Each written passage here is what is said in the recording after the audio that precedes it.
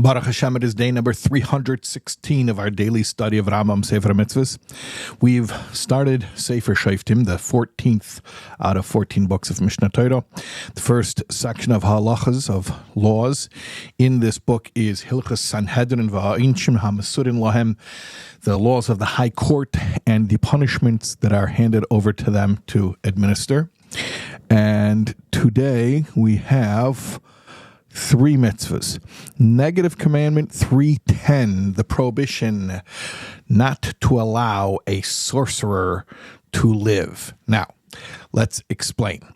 Not only is this punishable by death, but if the court does not carry out the death penalty, the court, mind you, this is not vigilante justice or extrajudicial justice, but if the court does not carry out the death penalty against somebody who was convicted with due process, according to Torah law, of being a sorcerer, then they are transgressing a specific prohibition, this prohibition, as opposed to what?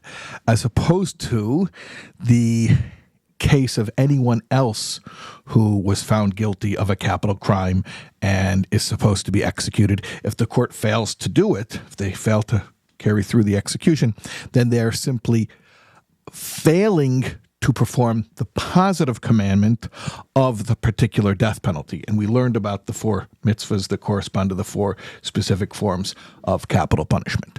Okay, I hope you were able to follow all of that. Positive commandment 224 is the mitzvah for the court. Again, this is for the court to administer corporal punishment. Corporal punishment is a very specific form of flogging. I'm not going to get into the technicalities of how it was administered, but it is a maximum of 39 lashes, and we'll speak about that in the next mitzvah. Okay, and this punishment is administered for specific transgressions. Okay. Negative Commandment 300 is the prohibition against striking the person who was sentenced to the aforementioned flogging even one more hit than they can bear. And what does that mean? That means that the 39 is the max, but even that was not always administered. A court-appointed doctor, would check the person out beforehand and assess how many lashes they were able to take.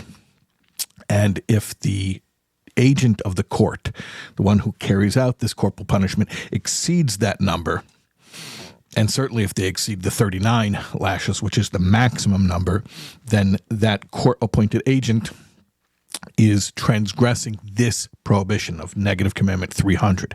Now, incidentally, from this mitzvah, this negative commandment, we learn the prohibition against hitting your fellow in general, meaning it's based on logic. If even the person who is sentenced to be beaten, if they get one more hit than they were supposed to get, that's a transgression. So how much more so to go and hit an innocent person who's not supposed to be hit at all?